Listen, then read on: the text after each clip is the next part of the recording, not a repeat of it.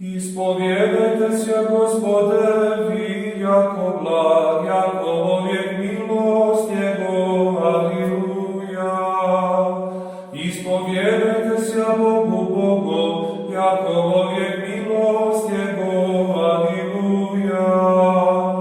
Ispovijedajte se, Gospode, vi, Gospode, jako uvijek milost Jego, aliluja. Sotvošemu čudesa velija jedinomu, jako uvijek milost Jego, aliluja. Sotvošemu nebesa razumom, jako uvijek milost Jego, aliluja. Utvrdivšemu zemlju na vodах, jako uvijek milost Jego, aliluja.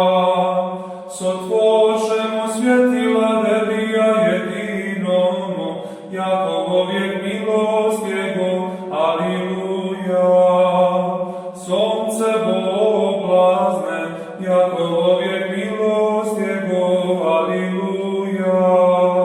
Lunu i zvijezdi oblasnoši, jako uvijek milost Jego, aliluja. Porazišemu Egipta s prvenci Jego, jako uvijek milost Jego, aliluja.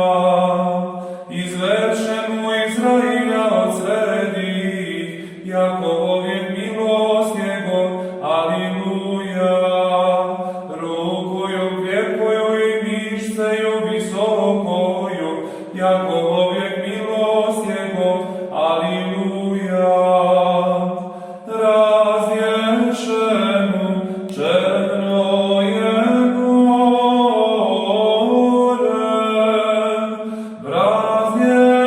brazdjenija, jako uvijek milost Jego, aliluja. I provešemu Izrailja posred Jego, jako uvijek milost Jego, aliluja.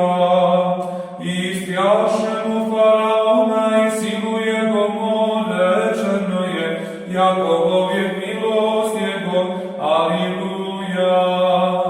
Provešemu ljudi svoja pustini, jako uvijek milost Jego, aliluja.